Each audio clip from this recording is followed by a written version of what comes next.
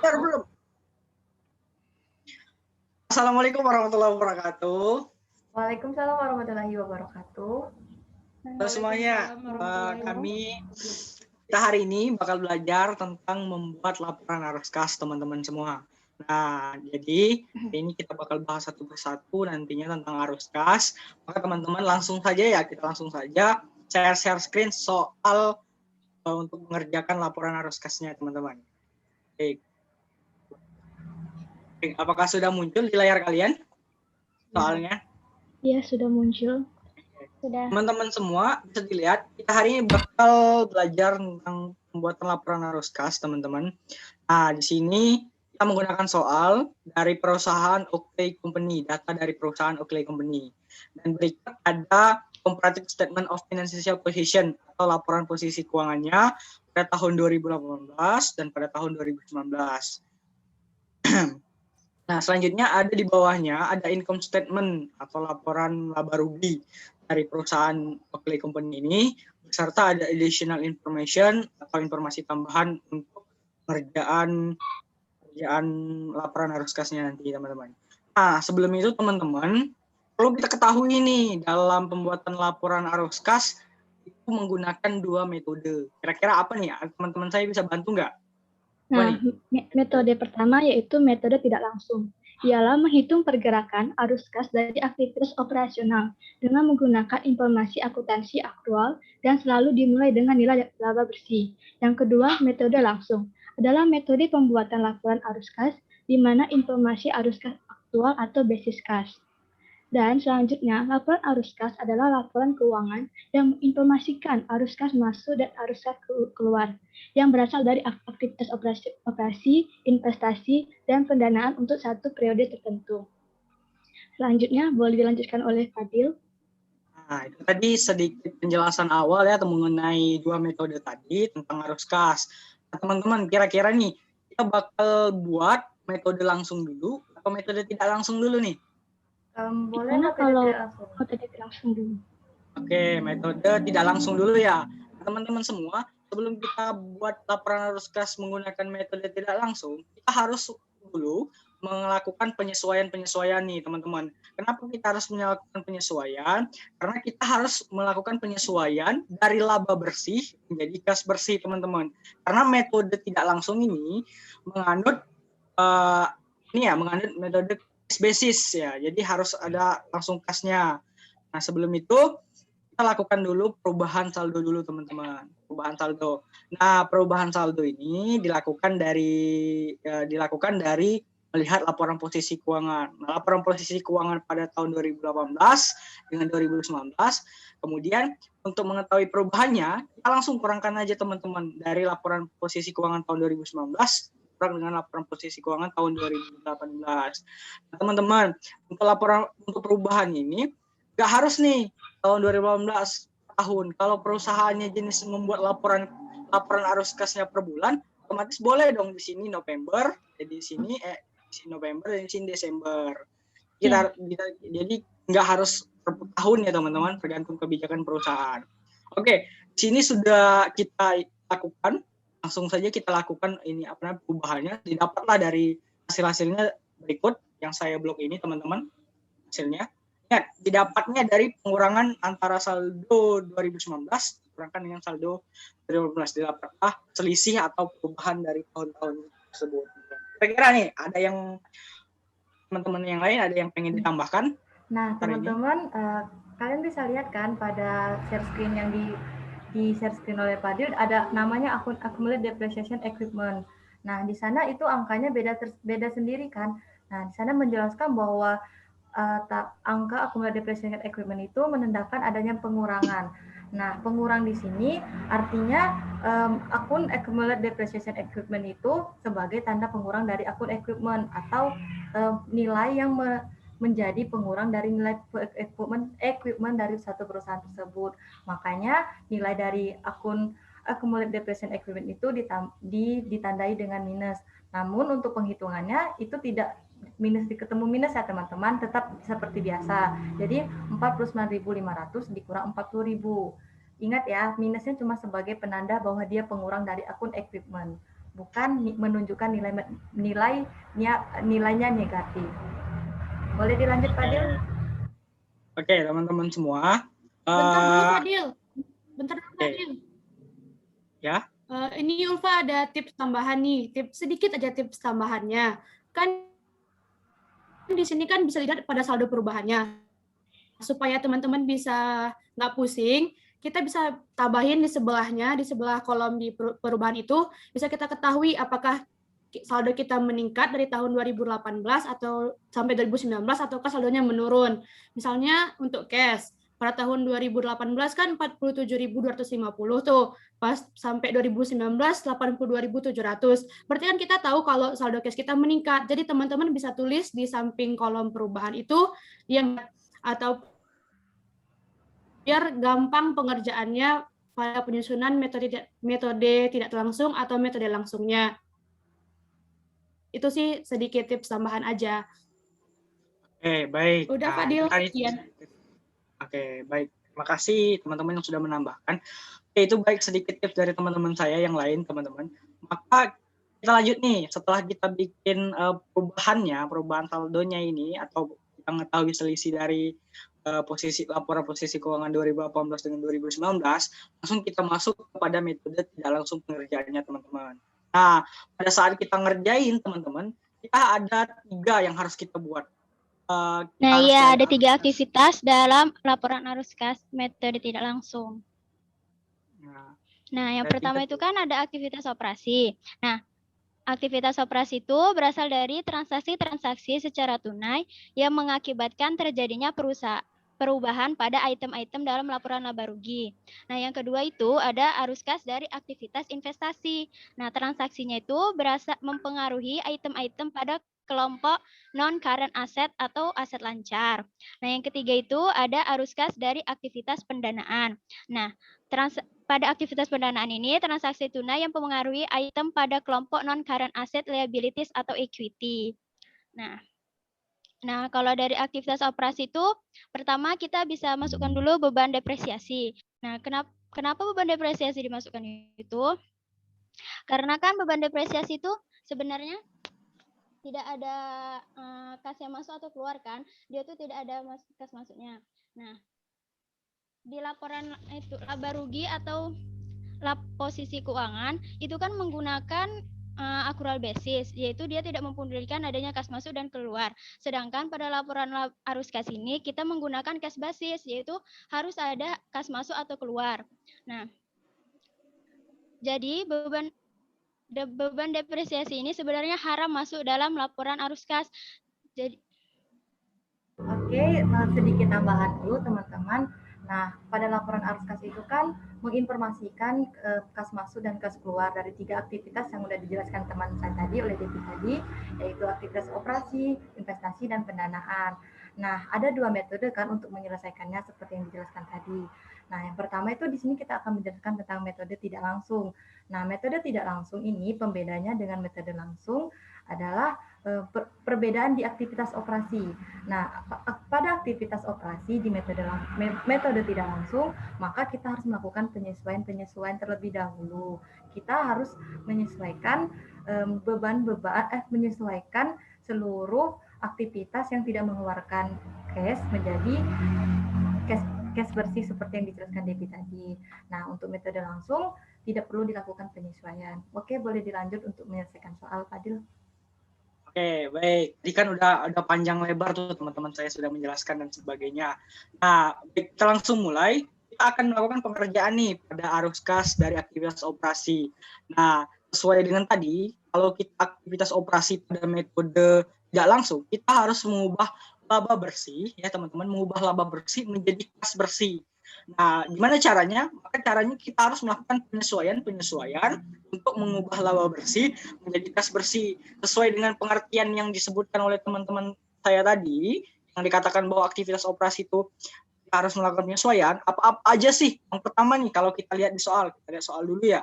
Kita lihat di soal yang harus kita sesuaikan itu pertama kita lihat ada beban depresiasi teman atau penyusutan. Nah, di sini maka kita nanti akan masukkan berhubung beban depresiasi atau depreciation expense-nya terpisah dengan operating expense, di sini keterangannya maaf.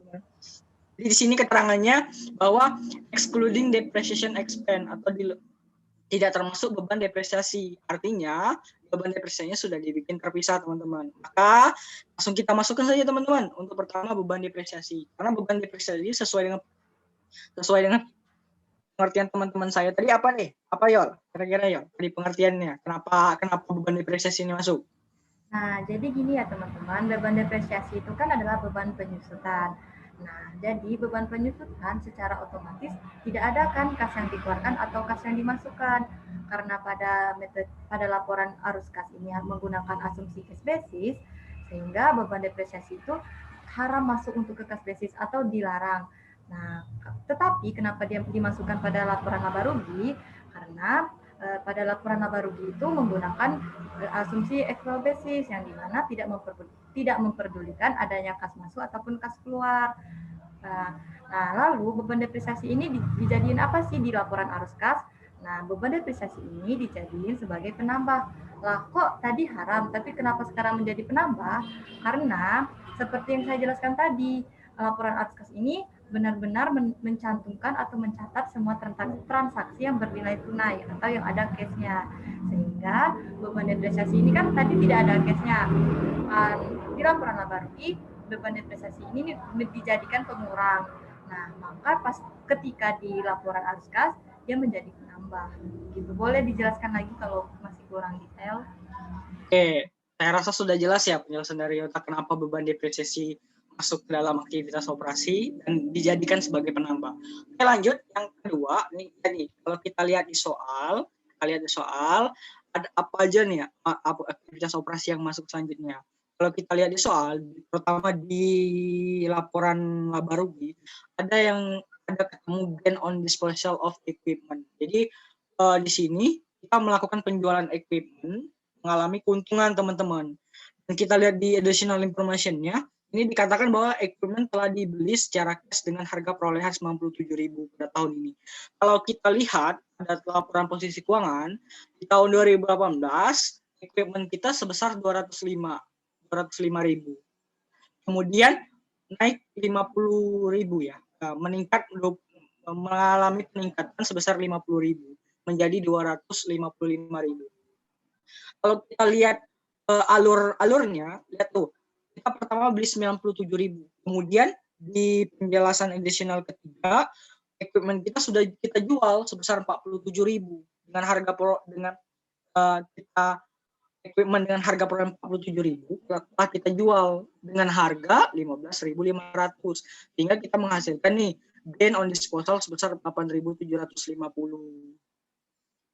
Nah, maka dari itu selanjutnya untuk aktivitas operasi kita masukkan yaitu tentang keuntungan penjualan equipment, karena di laporan laba ruginya telah tertera bahwa perusahaan telah mengalami keuntungan dalam penjualan equipment tersebut, teman-teman. Oke, baik. Di sini, nah ini kenapa menjadi pengurang? Kenapa tuh nilainya bisa segitu? Jadi boleh dijelasin itu kenapa jadi untung gitu? Boleh ya, kenapa angkanya bisa segitu? Kenapa jadi 8.750?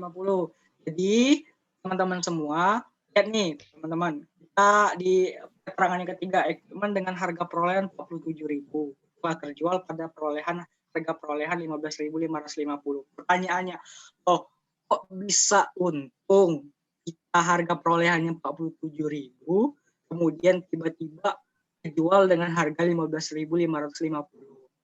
Kalau kita mau ngetahuin berapa untung atau rugi dari hasil penjualan, kita harus tahu dulu dong berapa penyusutan yang terjadi pada saat periode tersebut. Kita lihat nih di beban depreciation expense pada laporan laba rugi ada depreciation expense sebesar 49.700. Kemudian di laporan posisi keuangan itu ada accumulated depreciation equipment atau akumulasi penyusutan equipment ya, sebesar selisihnya dari tahun 2018 ke 2019 sebesar 9.500. Nah ini berarti pada 47.000 ini penyusutannya itu belum menunjukkan nilai yang sebenarnya. Jadi, gimana cara kita tahu bahwa berapa sih penyusutan dari angka 47.000 ini dengan harga perolehan 47.000 ini, maka kita langsung kurangkan teman-teman dari depreciation expense sebesar 49.700, kita kurangkan nih dengan penyusutan, akumulasi penyusutan selisih dari antara 2018 ke 2019. Nah, misalnya gini, kita contohin ya, kan tadi 49.000 nih, 49.000 sama dengan 49.700 kita kurangkan dengan 9.500. Nah, teman-teman, 40.200 ini telah menjadi nilai sebenarnya dari penyusutan dengan harga perolehan 47.000 ini. Ini sudah mendapatkan penyusutannya ya, teman-teman. Agak kegeser. Nah, 40.200 ini. Nah, selanjutnya untuk mengetahui gain atau loss tadi, kita harus mencari nilai bukunya dulu, teman-teman ya. Nilai bukunya berapa kan belum ada. Cara cari nilai buku apa kira-kira, teman-teman? Ada yang tahu nggak cara-cara nilai buku? Harga perolehan kita kurang dengan penyusutan. Nah, benar sekali. Jadi harga perolehan kita kurangkan dengan penyusutan. Kita lihat nih, harga perolehannya berapa? Harga perolehan penjualan 47.000. 47.000. Kita bikin aja sama dengan harga perolehan dikurang dengan penyusutan. Harga perolehan tadi sebesar 47.000. Kemudian kita kurangkan dengan nilai penyusutan tadi. Maka didapatlah 6.800. Maka didapatlah 6.800 menjadi nilai buku. Nah, kita kan tadi menjualnya di harga 15.000 nih, teman-teman. Lihat nih, 15.550. Nah, artinya selisih antara ini tadi nilai bukunya, teman-teman. Nilai bukunya tadi. Maka selisih di antara ini kita kurangkan. Apakah besar kita ngejual atau harga nilai bukunya tadi. Artinya kan ini besarannya mana nih? Besaran kita ngejual atau dengan nilai bukunya tadi? Harga jual. Harga jual kita. Kita lihat selisih di antara harga jual kita sama dengan harga jual. Kita lihat harga jual kita dikurang dengan nilai buku kita. Nah, karena harga jual kita lebih besar, maka kita dapatlah gain di sini. Kita lihat gain on disposal of gain. Sama ya, 8.750. Oke, paham ya untuk mengetahui nilainya? Paham. Nah, maka didapatlah ini. Sekarang ditanya nih, kok jadi pengurang? Kan untung. Jadi pengurang, untung. Kalian tahu nggak? Nah, seperti yang aku jelasin tadi kan, keuntungan penjualan equipment itu sebenarnya tidak menghasilkan uang lagi, malah itu tuh hanya mengurangi gitu. Jadi waktu di cash basis dia menjadi pengurang karena kas yang masuk tidak sebesar dari yang dicatat pada laporan laba rugi. Atau boleh dijelasin lagi sama teman-teman? Ada lagi teman-teman yang lain? Ingin menambah, jika kita mengakui keuntungan, maka tidak ada penambahan kas yang kita dapatkan. Seperti itu. Nah, saya rasa sudah tahu ya, jelas ya kenapa equipment itu kita kurangkan. Nah, kemudian selanjutnya teman-teman, di sini setelah kami identifikasi nih teman-teman, ada terjadi untuk metode tidak langsung, ada terjadi peningkatan saldo piutang. Kita lihat nih di soal. Ada soal piutang atau account receivable kita sebesar 57.000 di tahun 2018. Di tahun 2019 tiba-tiba meningkat nih teman-teman, 90.800. Kalau kita mau mengetahui berapa sih perubahannya yang terjadi, kita lihat di perubahan saldo tadi sebesar 33.800. Maka kalau aset itu meningkat adalah perarus kas, dia menjadi penambah pengurang. Maka jadi pengurang. Kenapa nih jadi pengurang? Karena kan tidak ada kas yang kita terima, karena kan belum kan piutang, berarti kan uang kita masih ada sama orang, kita belum menerima uangnya gitu, makanya arus kas kita jadi menurun, makanya dia menjadi pengurang. Gitu kurang lebih teman-teman. Kalau ada yang mau ditambahin dipersilakan. Iya, ini kan perusahaan dagang, jadi kita udah jual barang tapi uangnya belum dapat ke kita, gitu. Belum kita terima ya uangnya, jadi ketika aset kita bertambah, ketika aset kita meningkat, dia kan bakal menjadi pengurang di laporan arus kas. Nah, langsung kita masukkan nih apa selisih di antara kedua ini sebesar 33.800. Kita masukkan ke laporan arus kas. Selanjutnya untuk peningkatan saldo persediaan, teman-teman. Nah, untuk peningkatan saldo persediaan, kita lihat nih di soal saldo persediaan atau inventory kita pada tahun 2018 102.150. Nah, terjadi peningkatan sebesar menjadi 126.900. Kita lihat berapa nih peningkatannya. Ternyata peningkatannya sebesar 24.250.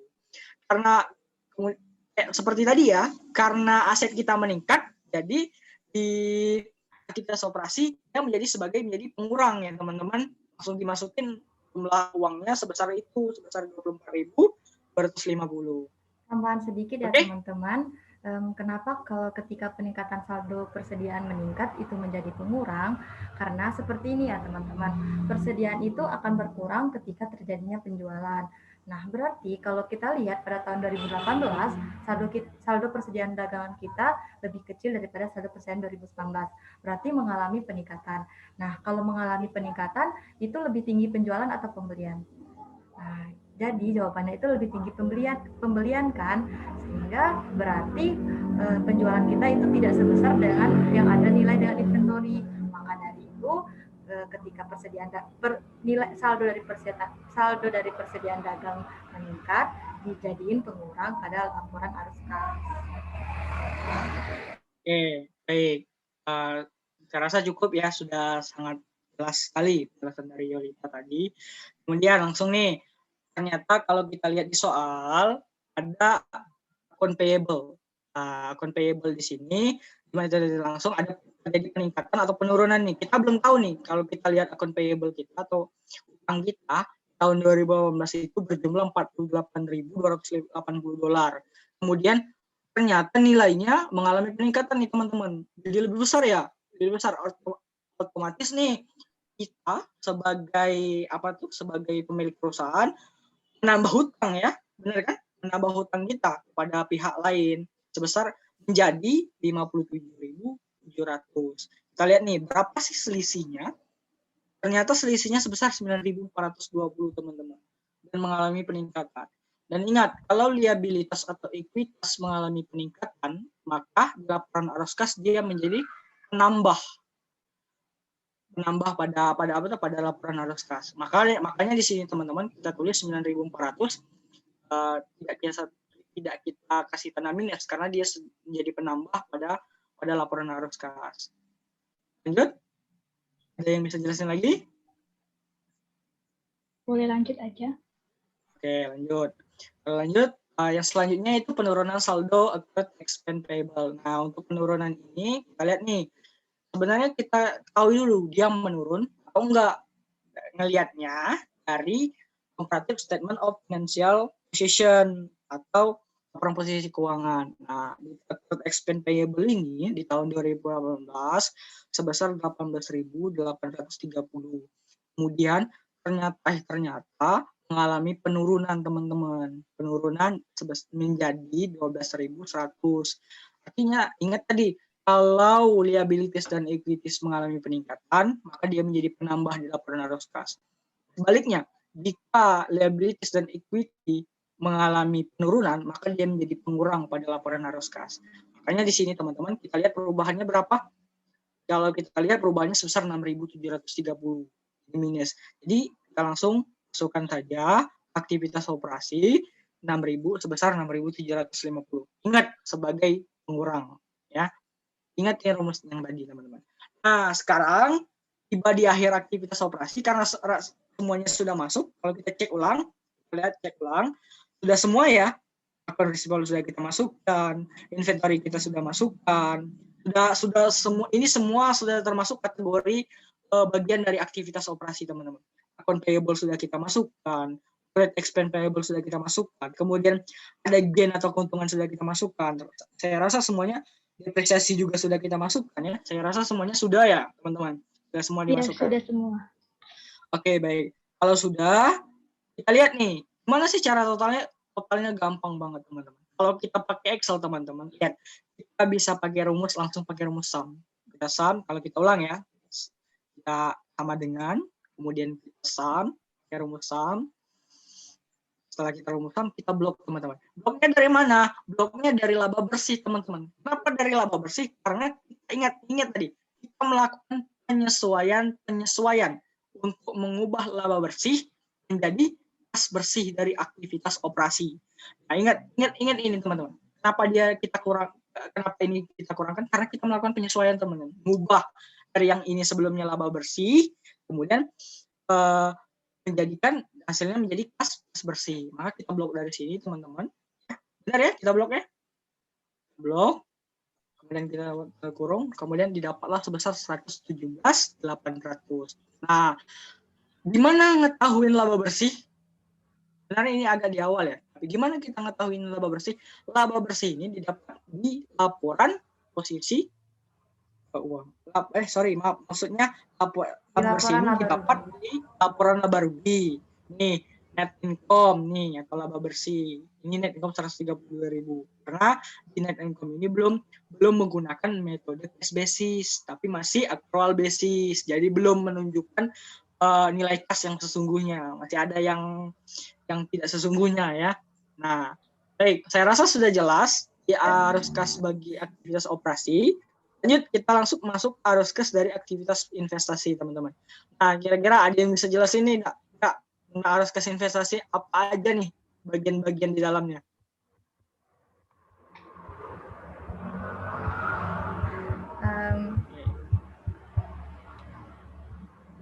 Arus kas investasi. Gimana tentang arus kas investasi? Apa aja nih pengertiannya, termasuk bagian-bagiannya kira-kira? Nah, jadi gini ya, aktivitas investasi itu semua transaksi tunai yang mempengaruhi item-item pada kelompok aset tidak lancar. Nah, apa saja sih aset-aset tidak lancar? Nah, salah satunya itu adalah ekuitas. Oke, baik. Maaf sedikit gangguan tadi. Nah, jadi pada arus aktivitas investasi ini kita akan mengidentifikasi adakah penjualan investasi atau pembelian investasi, adakah pembelian equipment atau penjualan equipment. Pokoknya semua transaksi tunai yang mempengaruhi investasi ataupun pembelian aset tidak lancar. Itu. Boleh dilanjutkan. Agar lebih jelas, kita boleh langsung ke chapter soal. Nah, agar lebih jelas kita langsung masuk soal. Jadi kan arus kas tadi kan termasuk banyak dari bagian aset yang tidak lancar ya, aset tidak lancar. Maka kalau kita lihat di soal, apa sih yang menjadi bagian aset tidak lancar? Kita lihat nih, kita temuin ternyata ada investment. Kemudian ada equipment ini termasuk jadi tidak lancar ya, benar kan teman-teman semua? Kemudian ada kita temukan nih di metode tidak langsung ini, kita cuma 2 ya rasanya cuma 2 ya, investasi equipment ya. Nah, ternyata cuma 2. Tapi kita lihat dulu yang pertama investasi. Kalau investasi ini kita masukkan laporan kas pada tahun 2018 nilainya 87.000. Kemudian mengalami penurunan investasinya menjadi 84.500.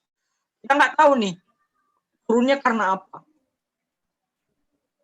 Dan kita cari tahunya di sini teman-teman, di additional information. Kita lihat additional information kita atau informasi tambahan kita. Di sini dikatakan di poin B, investment telah terjual pada harga perolehannya. Artinya perusahaan telah menjualkan investasinya dengan harga perolehannya atau dengan harga dia beli dulu, teman-teman. Kalau misalnya kita beli TV, teman-teman, harganya 70.000. Nah, kita jualnya 70.000 lagi, teman-teman. Kita nggak ngambil untung, kita nggak ngambil rugi, teman-teman. Nggak kena rugi, kita ngambil untung juga. Jadi di sini artinya kita mengalami apa nih? Bisa dibilang penjualan, kita masukin penjualan investasi. Nilainya berapa? Nilainya sebesar selisih tadi, teman-teman. Selisih tadi berapa? Ternyata selisihnya sebesar 2.500. Nah, jadi langsung kita masukin. Karena kita penjualan, otomatis kas kita bertambah dong. Maka dia menjadi bertambah di laporan arus kas. Oke, selanjutnya teman-teman. Kita lihat nih tentang equipment. Equipment yang tadinya 2018 sebesar 205.000, kemudian tiba-tiba bertambah menjadi 255.000. Nah, dari hasil ini tadi teman-teman, kita lihat di informasi tambahannya. Nah, di informasi tambahannya ini tertera bahwa equipment telah dibeli secara cash dengan harga perusahaan 97.000 pada tahun ini. Oke, ada yang bisa jelasin? Lanjutkan penjelasan. Nah, berarti kan perusahaan kita pada tahun 2019 itu membeli equipment baru. Jadi membeli equipment senilai harga 97.000. Jadi langsung aja nilai dari 97.000 itu kita masukin di aktivitas investasi. Karena dan sebagai pengurang, ya ingat ya teman-teman, kalau kita membeli berarti kita mengurangi kas kita, sehingga pencatatannya sebagai pengurang gitu. Oke, ya. Jadi maka dari itu teman-teman langsung aja nih, nggak usah kita bertele-tele. Berarti pembelian equipment kita itu sudah jelas dong, pembelian equipment kita sebesar 97.000. Jadi kenapa dikurang? Karena kita mengeluarkan uang, artinya ada alur kas keluar, alur kas kita keluar gitu. Alur kas kita keluar sehingga menjadi pengurang pada laporan arus kas. Oke, selanjutnya kita lihat nih, kalau di informasi tambahan, kita ternyata membeli equipment dengan harga perolehan 47.000 dan telah terjual pada harga 15.500. Ada yang tahu nggak kita nih? Kira-kira kita tulis di mana ya? Yang mana yang kita tulis? Yang harga perolehannya atau yang kita jual? Yang kita jual. Yang kita jual, soalnya kita menjual. Jadi kita menerima kas. Oke. Jadi pada laporan arus kas dia menambah sebagai penambah. Oke, benar sekali ya. Jadi yang kita tulis adalah yang kita jual, bukan harga perolehan yang kita ini ya, yang kita akui tadi kan. Bukan ini teman-teman, tapi yang kita jual sebesar 15.550. Dan karena kita menjual, artinya dia kas kita bertambah dong, kan? Masuk dong ke dalam perusahaan. Kalau masuk jadi kas masuk dong, jadi kas masuk, jadi penambah di laporan arus kas. Karena yang terjadi transaksi tentang arus kas dari aktivitas investasi telah selesai, maksudnya nggak ada lagi, hanya 2 di sini, equipment dan investasi, maka langsung kita totalkan aja teman-teman. Kita totalkan dengan rumus gini teman. Rumusnya sama dengan sum, kemudian kita blok semuanya, yang akan ditotalkan, kemudian kita enter. Maka ketemulah 78.950. Oke, lanjut teman-teman, aktivitas pendanaan. Nah, untuk aktivitas pendanaan boleh dijelaskan oleh teman-teman yang lain, atau ada teman-teman yang lain bingung, kok cuma 2 ini nih, cuma 3 ini, boleh ditanyain teman-teman. Kita saling diskusi di sini. Oke. Baik teman-teman, di sini saya ingin memberi informasi tambahan ya. Kan sesuai tadi udah dibilangin kalau dalam laporan arus kas itu ada 3 komponennya. Yang pertama aktivitas operasi, yang kedua dari aktivitas investasi, dan yang ketiga dari aktivitas pendanaan. Nah, kita kan udah bahas tadi yang aktivitas operasi sama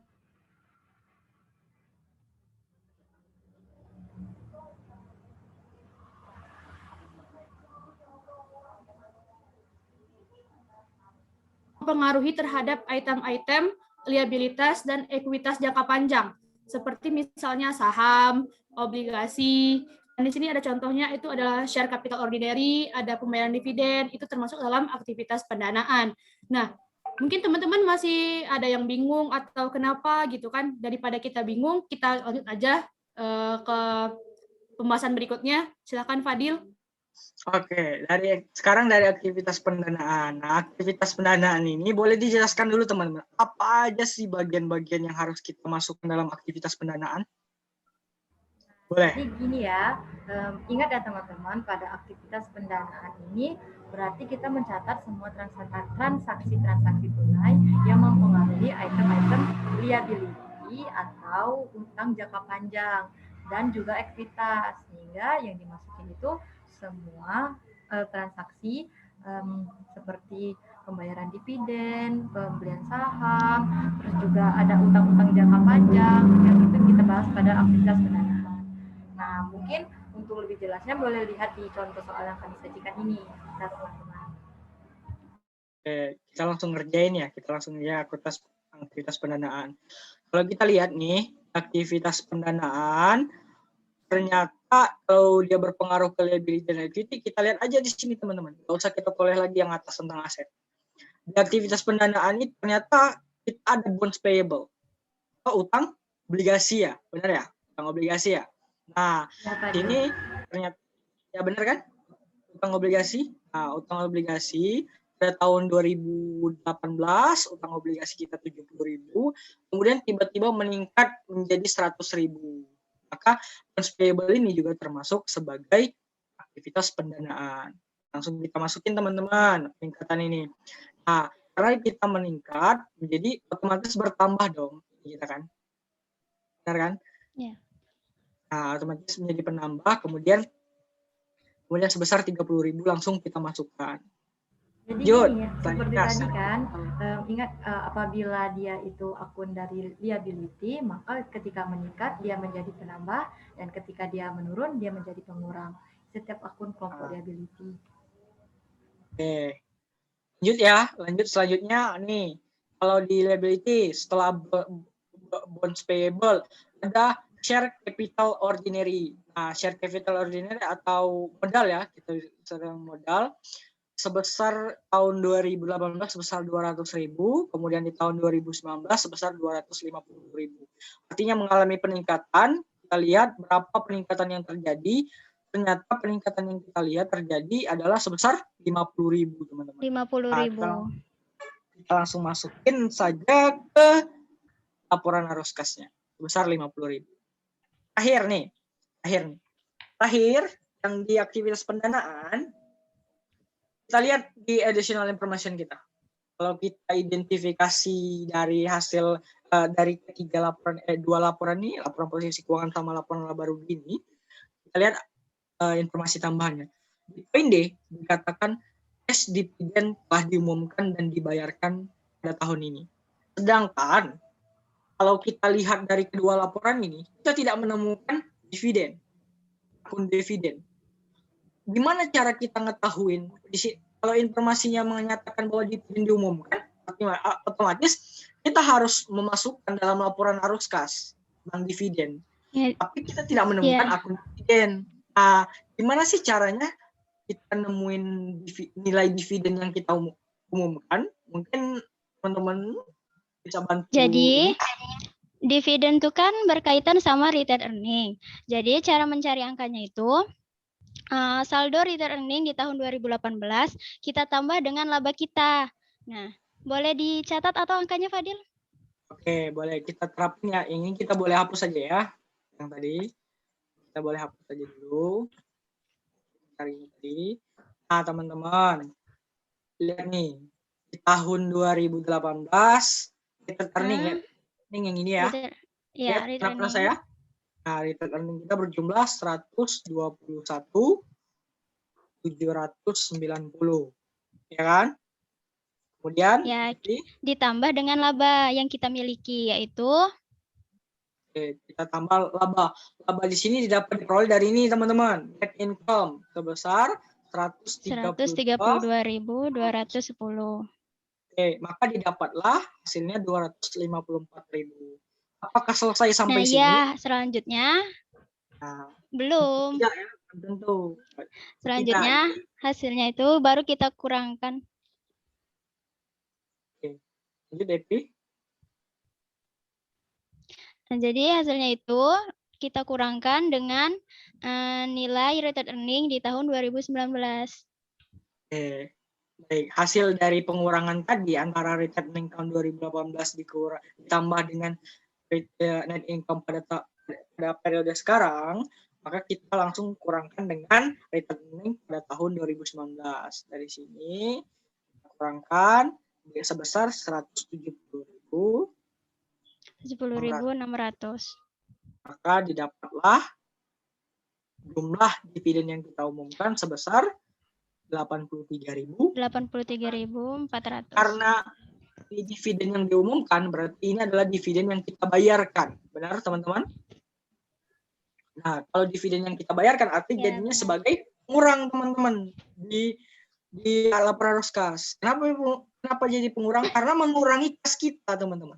Karena dividen itu berpengaruh juga mengurangi kas kita. Jadi saya ulangi ya, teman-teman. Cara mencari dividen yaitu saldo pada tahun sebelumnya atau pada saldo retained earning pada tahun sebelumnya atau tahun 2018 kalau di sini ditambahkan dengan net income atau laba bersih pada tahun periode sekarang pada tahun 2019 kalau di sini, kemudian kita kurangkan dengan saldo retained earning pada tahun 2019, maka didapatlah dividen yang diumumkan atau dividen yang kita bayarkan kepada para para pemegang saham ya, bisa dibilang. Ya, betul, para pemegang saham. Nah, itu selesai karena tidak ada lagi nih retained earning sudah, dividennya sudah, capitalnya udah, bonds payable udah, maka kita langsung totalkan teman-teman. Kalau kita totalkan, lihat cara notalinnya sama teman-teman. Kita sum,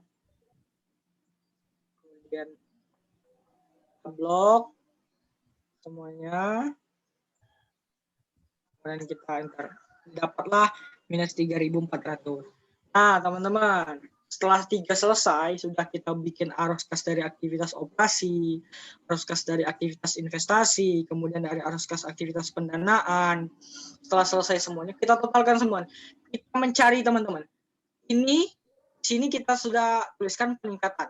Tapi jangan terpaku di sini, teman-teman. Apakah dia terjadi peningkatan atau penurunan sesuai dengan nilai yang ada di sini nanti. Kalau nilai di sini berjumlah negatif, artinya dia terjadi penurunan kas.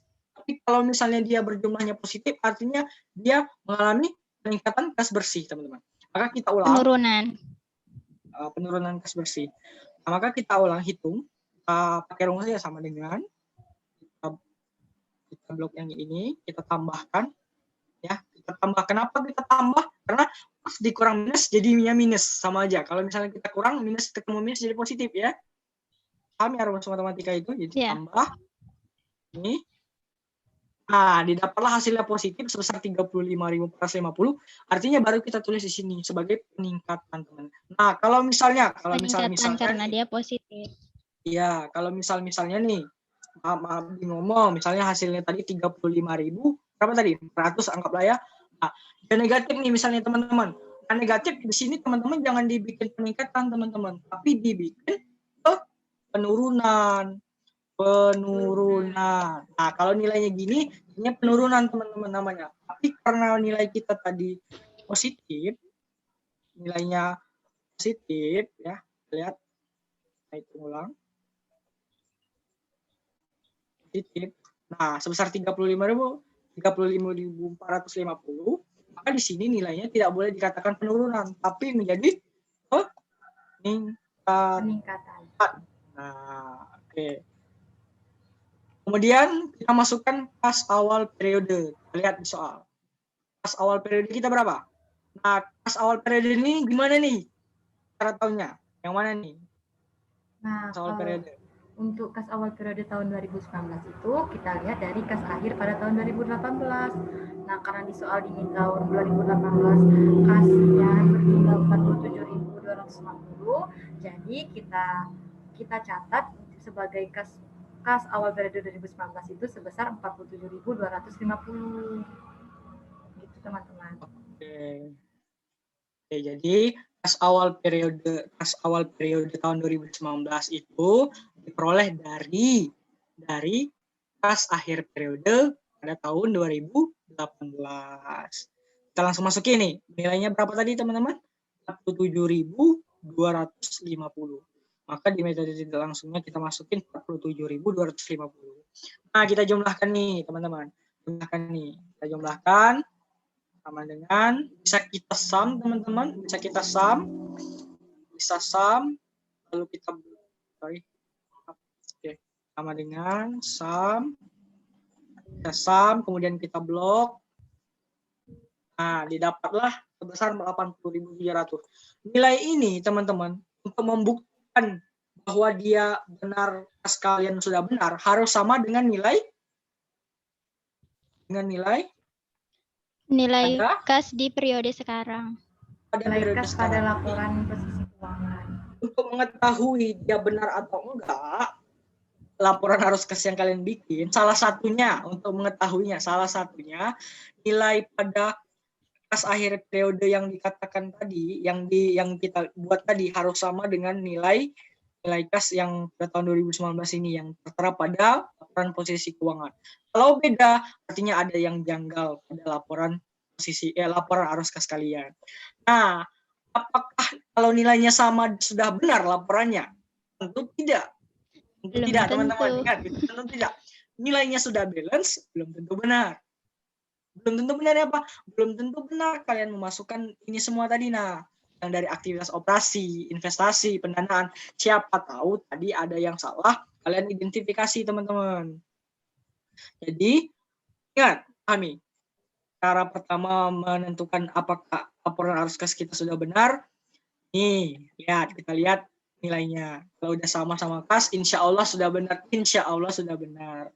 Tapi belum tentu benar, karena kita tidak tahu. Siapa tahu ada yang salah di arus kas investasi, operasi, dan pendanaan tadi. Baik, saya rasa sudah cukup pada metode tidak langsung. Kita lanjut kepada metode langsung. Oke, teman-teman, baiklah. Fadil, sebentar dulu. Boleh. Ulfa ada informasi tambahan juga nih. Oke, boleh. Mungkin di sini kan bisa teman-teman semua lihat di share screen. Ya, mungkin ada yang bingung nih, kenapa di investasi kalimatnya kas bersih yang terpakai, sedangkan di aktivitas operasi sama pendanaan kalimatnya kas yang di aktivitas operasi tadi kalimatnya kas bersih yang geser kata Fadil, yang dihasilkan gitu kan. Nah, ini bisa kita lihat dari kalau seandainya penjumlahannya itu positif, itu kalimatnya bisa ditulis kas bersih yang dihasilkan. Kalau nanti hasil penjumlahannya negatif, bisa ditulis kalimatnya itu seperti kas bersih itu pembedanya gitu. Itu aja sih informasi tambahannya dari Ulfa. Oke, kalau nilainya kurang atau negatif, maka kita tulis kas yang kita terpakai. Kalau misalnya nilainya berjumlah positif, maka kita akan tuliskan di situ kas yang dihasilkan. Nah, kita harus pahami ya, betul ya teman-teman perbedaannya. Baik, ada lagi teman-teman yang harus kita diskusikan soal ini? Atau yang kira-kira teman-teman, itu dapatnya dari mana, nggak apa kita diskusikan? Sudah cukup. Oke, sudah cukup ya. Kalau cukup, kita lanjut kepada aktivitas, kepada metode langsung. Nah, boleh sebagai pengantar, apa sih metode langsung itu? Gimana sih metode langsung? Boleh Lita dijelaskan ulang yang tadi? Oke, kalau perusahaan menggunakan metode langsung, maka perusahaan tidak perlu melakukan penyesuaian atau tidak perlu mengubah laba bersih menjadi kas bersih. Namun kalau dalam metode ini, perusahaan akan melakukan selisih antara kas yang dikeluarkan sama penerimaan kas sama pengeluaran kas gitu. Jadi kita akan melakukan perhitungan dulu pada aktivitas operasinya. Untuk aktivitas investasi sama pendanaan pada metode tidak langsung dan langsung keduanya sama. Begitu. Oke, jelas ya. Jadi kalau di aktivitas operasi pada metode langsung ini, dia tidak melakukan penyesuaian laba bersih menjadi kas bersih, tapi melakukan perhitungan selisih antara selisih antara penerimaan kas sama pengeluaran kas dengan pengeluaran kas. Oke, nah di sini teman-teman untuk aktivitas investasi, aktivitas pendanaan ini nilainya sama dengan ini tadi, dengan metode tidak langsung. Jadi kita tidak perlu lagi pengerjaan. Kalau misalnya kalian pakai Excel atau pakai Word pengerjaannya, langsung di copy paste saja sama teman-teman. Asalkan nilainya udah yakin benar semua. Nah, artinya kita tinggal mengerjakan dari arus kas aktivitas operasi. Nah, untuk ini, kita lihat, kita harus melakukan perhitungan. Perhitungan pertama, kita harus menghitung kas yang diterima dari pelanggan. Gimana sih caranya? Boleh salah satu dari kita satu-satu jelasin dari mana sumbernya? Boleh? Dari siapa aja? Kalau perusahaan itu kan pasti kalau terkhusus perusahaan dagang itu kan sumber atau utamanya kas itu masuk dari penjualan.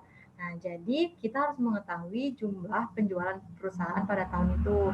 Nah, lalu kan perusahaan itu tidak selalu mengalami penjualan tunai itu kan teman-teman. Pasti ada yang menghutang atau pasti ada yang berhutang kepada kita. Makanya penjualan kita itu harus dikurangi sama akun receivable untuk mengetahui berapa sih sebenarnya uang yang masuk dari penjualan kita begitu. Oke, kita lihat ya. Nah, di sini sales di sini sales. Kalau kita bahas Indonesia aja deh. Nah, penjualan. Oke, nah penjualan. Nah, penjualan ini kita lihat nih. Kita lihat soal penjualan kita ini sebesar berapa sih? Sales revenue. Sama ya, sales revenue dengan ini. Nah, sales revenue kita ternyata sebesar 297.500. Langsung kita masukkan teman-teman di perhitungan. Sebesar 297.500. Kemudian penjualan, untuk kita mengetahui kas yang kita terima dari pelanggan, kita harus kurangkan dengan peningkatan akun receivable. Karena setiap penjualan ini seluruhnya tidak melulu kasnya masuk. Pasti ada yang ngutang, pasti ada yang berhutang kepada kita, pasti ada yang kredit kepada kita. Otomatis kan gimana sih caranya? Kita caranya lihat akun receivable kita meningkat atau tidak. Kalau dia mengalami peningkatan maka kita kurangkan, teman-teman. Lihat kita di perubahan saldo. Akun receivable kita sebesar 57.000 awal. Kemudian 90.000 naik sebesar 33.800. Artinya penjualan pada tahun 2018 ke 2019 ya mengalami peningkatan. Maksudnya mengalami peningkatan. Kemudian utang pelanggan kepada kita atau utangnya mengalami peningkatan, teman-teman. Artinya ada yang belum bayar. Nah, itulah yang kita harus ketahui, berapa sih uang yang kita terima dari pelanggan kita yang sebenarnya. Langsung teman-teman kita masukkan ya 33.800. Benar ya tadi ya?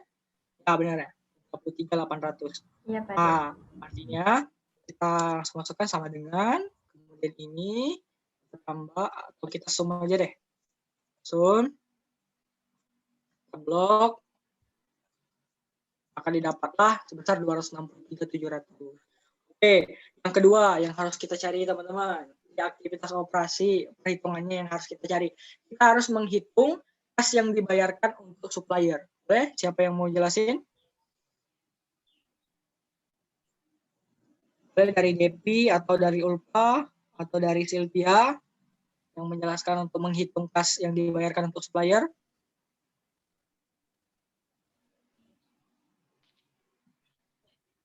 Oke. Lanjut ya. Fadil aja langsung yang jelasin. Untuk menghitung kas yang dibayarkan supplier, pertama kita harus tahu dulu nih, kan kita ini mau cari kas yang dibayarkan kepada supplier atau kas yang kita bayarkan kepada pemasok kita, supplier kita. Nah, kalau kita mau cari itu perhitungannya, kita harus pertama cari dulu berapa pembelian kita. Nah, cara mencari pembelian kita lihat di sini. Kalau misalnya di sini kan nggak ada tulis akun pembelian, nggak ada kan? Atau purchase, nggak ada kan? Nah, berhubung nggak ada, maka kita ambilnya uangnya dari COGS atau cost of goods sold. Nah, di COGS ini ternyata nilainya cost of goods sold ini bahasa Indonesianya harga pokok penjualan atau bisa disebut bukan pokok penjualan, sama aja teman-teman. Nah, ternyata harga pokok penjualan kita tadi sebesar 99.460. Kita masukkan nih langsung teman-teman sebesar 99.460. Kemudian kita harus ketahui nih terjadi peningkatan atau penurunan dari inventory atau persediaan kita. Nah, kita lihat di soal inventory kita yang awalnya 102.650 kemudian menjadi 126.900. Kita lihat di perubahan saldo kita, ternyata inventory kita meningkat sebesar 24.250. Maka karena harga pokok penjualan tadi ini, maka kita tambahkan untuk kita mengetahui berapa pembelian kita selama tahun 2019. Kalau kita tambahkan langsung aja teman-teman, sama dengan kita sum kita blok dua-duanya, terus dapatlah 123.750. Apakah selesai prosesnya? Tentu belum. Lanjut langkah kedua, kalau kita mau berapa kas yang kita bayarkan kepada supplier, kita harus menghitung berapa kas yang kita bayarkan supplier tersebut. Caranya dengan pembelian kita kurangkan dengan account payable atau utang kita, ya, pembelian kita kurangkan dengan account payable kita. Nah, teman-teman semua, pembelian kita tadi sudah dapat nih sebesar 123.710.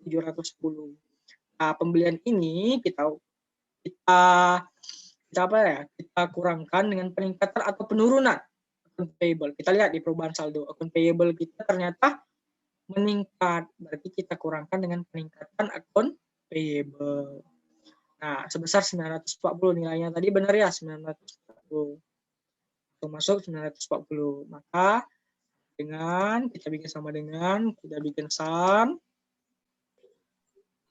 Lanjut, kemudian kita blok teman-teman dan dapatlah sebesar 114.290. Nah, teman-teman, selanjutnya nih, menghitung kas yang dibayarkan untuk beban operasi. Ada yang bisa bantu? Jelaskan. Menghitung kas beban operasi, Bepi, Sylvia, Lita atau Ulfa, boleh?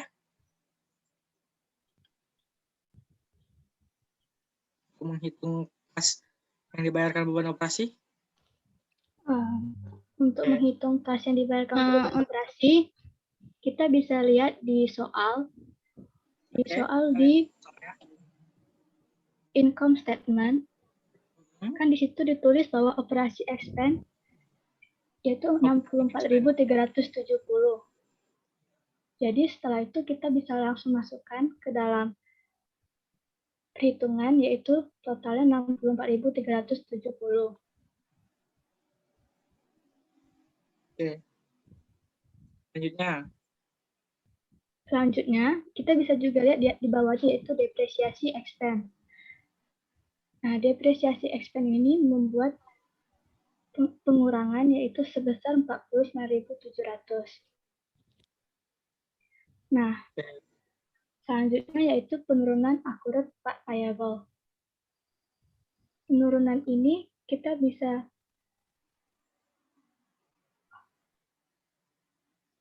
Jadi perubahan saldo, account payable kita ternyata turun ya. Totalnya iya turun. Mengalami penurunan besar 6.730.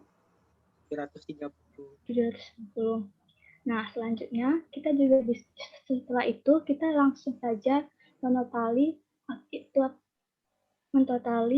kas yang dibayarkan untuk beban operasi sebesar $21.400. Setelah kita tahu nih beban operasi kita ternyata bersumber dari beban operasi, depresiasi, kemudian ternyata terjadi penurunan accrued payable sehingga accrued payable kita harus ditambahkan di sini, teman-teman. Maka kita langsung saja setelah nilainya masuk langsung kita tambahkan semuanya, dapatlah nilainya sebesar 21.400. Terakhir, menghitung kas yang dibayarkan untuk pajak. Boleh? Ada yang ingin jelaskan? Nah, jadi gini ya teman-teman, kan kalau dalam metode langsung itu kita itu menghitung penerimaan kas dikurangi sama pengeluaran kas. Nah, berarti pengeluaran kas itu, berarti kita mengeluarkan pengeluaran kas itu biasanya kan terjadi apabila ada beban-beban. Sehingga semua beban-beban di situ kita harus catat. Nah, salah satu beban yang harus kita hitung yaitu beban pajak. Nah, karena berhubung di soal ini, di soal terdapat beban pajak sebesar 7.270, maka kita tinggal langsung saja masukin nilai beban pajaknya sebesar 7.270. Namun apabila kalau di soal tidak mencantumkan beban pajak, maka kita tidak perlu menuliskan beban pajak. Begitu teman-teman. Oke, tambahan teman-teman. Kalau ini kan ada beban pajak teman-teman. Kalau misalnya di sini ada hutang pajak atau apa bahasa akunnya hutang pajak itu ya? Tax payable. Apa ya? Ini ya, apa ya? Pokoknya kalau ada hutang pajak, maka kita harus kurangkan teman-teman. Harus kurangkan dengan beban pajak ini. Kalau misalnya kita masih ada hutang pajak. Kenapa teman-teman? Karena itu ada pajak yang belum kita bayar teman-teman. Sedangkan di sini ternyata tidak ada hutang-hutang pajak tadi. Maka kita artinya sudah membayar seluruh pajak tadi. Jadi langsung saja kita masukin di sini aktivitas operasi pajaknya 7.270. Nah, langsung kita masukin nilai-nilainya teman-teman. Pertama tadi penerimaan kas dari aktivitas pelanggan. Kita lihat berapa nih? Besar 263, 700 masukin. Kemudian pembayaran kas pada pemasok 114. Menjadi pengurang, ingat ya. Kenapa menjadi pengurang? Karena ini pembayaran, ingat. Pembayaran, berarti pengeluaran kas, artinya kas kita keluar. Artinya harus berkurang, jadi pengurang. Sebesar 114, 290, kita lihat 100. Mana nih? Ini ya, 114, 290. Kemudian ada pembayaran kas untuk beban operasi tadi sebesar 21.400. Ingat, ini pembayaran, kata kuncinya. Ini pembayarannya sebesar 21.400. Nah, ini nih, beban bunga. Kalau kita lihat soal, ada interest expense. Nah, interest expense atau beban bunga sebesar 2.940. Nah, boleh bantu jelasin ya? Boleh. Kenapa ada beban bunga di dalam aktivitas operasi? Boleh jelasin. Jadi beban bunga itu kan, beban bunga dapat muncul atas pinjaman dana yang diajukan oleh perusahaan pada pihak tertentu. Jadi setiap pinjaman pasti ada suku bunga yang harus dibayarkan, tergantung dengan perjanjian yang dikeluarkan pihak tersebut. Bunga bisa sangat tinggi dan juga bisa sangat rendah. Nah, pinjaman yang diperoleh perusahaan kebanyakan digunakan untuk pembelian atau menambah stok bahkan aset perusahaan. Maka dari itu, beban bunga termasuk aktivitas operasi. Nah, itu penjelasannya teman-teman. Kenapa beban bunga masuk aktivitas operasi. Selanjutnya nih, masukin aja yang terakhir tadi tentang pembayaran kas untuk pajak sebesar 7.270. Jadi pengurang ya karena pajak kita sudah dibayarkan semua tuh. Ya, tadi kalau misalnya kita ada hutang pajak tadi atau ya hutang pajak ya namanya ya. Benar ya? Hutang pajak ya? Ya, beban hutang pajak. Beban pajak.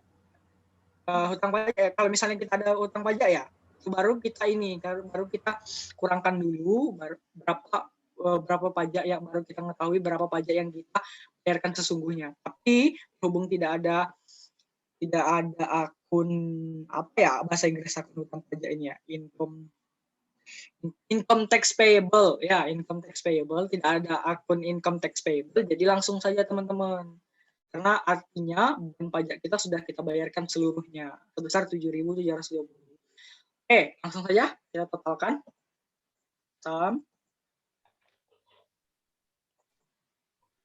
Tarik. Didapatlah sebesar 117.800. Langsung teman-teman, ini sudah dari yang tadi, yang dari metode tidak langsung, dan pendanaan juga sama dari yang tadi, sudah kita copy paste saja, karena nilainya sama dan isinya juga sama, tidak ada perbedaan, maka langsung kita masukkan teman-teman. Kita di sini sama, ingat ini sama, di metode langsung sama, ini tidak melulu peningkatan teman-teman. Siapa tahu kasnya berkurang jadi penurunan. Oke, tergantung soal yang kalian buat di rumah. Nah, kita lihat, kita totalkan kayak biasa sama dengan sum. Ini kita blok, kita tambahkan, ingat ditambahkan karena positif ketemu negatif maka jadi pengurang. Tambahkan, kemudian sama dengan dapatlah 35.400. Kas awal periode seperti tadi teman-teman soal dapat dari kas pada akhir periode 2019. Kan 82.700. Kalau kita lihat kas awal periode kas awal periode ini didapat dari kas akhir periode pada tahun 2018 atau pada periode sebelumnya sebesar 47.250. Dan hasilnya ini harus sama dengan kas akhir periode pada tahun 2019 sebesar 82.700. Kembali diingatkan, yang balance belum tentu benar. Karena siapa tahu ada yang salah memasukkan ini ya, memasukkan arus sumber arus kas investasi dari mana-mana aja ya. Ingat, yang sama belum tentu benar. Oke, mungkin cukup sampai situ. Teman-teman yang lain, rekan-rekan saya, apakah ada yang ingin ditambahkan? Sedikit tambahan ya, antara dua metode baik itu secara langsung dan tidak langsung itu hasilnya tidak akan ada beda. Cuma terdapat perbedaan pada arus aktivitas operasinya. Satu menggunakan penyesuaian dan satu langsung saja mengurangi antara penerimaan kas dan penjualan kas. Mungkin itu aja sih dari teman-teman yang lain. Apakah ada yang mau ditambahkan? Nah, boleh teman-teman yang lain ada yang ingin ditambahkan soal ini atau kita cukupkan? Cukup ya, saya rasa cukup. Baik, ya, tadi nilainya harus sama juga. Metode langsung sama, metode tidak langsung juga sama. Lihat sama ya. Membedakan tadi hanya di bagian aktivitas operasinya saja. Kalau metode tidak langsung melakukan penyesuaian, kalau metode langsung melakukan pengurangan penerimaan dan pembayaran pada kas aktivitas operasi. Oke, baik. Mungkin hanya itu penjelasan dan kita pada hari ini untuk sebagai bahan pembelajaran, dan saya mewakili teman-teman yang lain memohon maaf jika terjadi kesalahan ataupun penyebutan nama dan sebagainya, dikarenakan kami juga dalam tahap pembelajaran. Harap boleh meninggalkan pesan di kolom komentar agar kami bisa menjadi lebih baik lagi ke depan. Dan kalau ada masukan atau kami salah ucap, kemudian atau salah kata atau salah huruf atau salah menjelaskan, boleh disampaikan secara baik-baik melalui kolom komentar atau melalui akun kami masing-masing jika kita saling kenal ya. Karena kita sama-sama mau belajar, yang salah kita perbaiki, yang salah kita akan review semuanya, teman-teman. Mungkin cukup dari kami akhiri. Assalamualaikum warahmatullahi wabarakatuh. Sampai ketemu minggu depan. Terima kasih yang sudah menonton. Bye. Sampai ketemu lagi Terima kasih yang sudah teman-teman. menonton. Jangan lupa subscribe ya. Like, comment, dan subscribe teman-teman.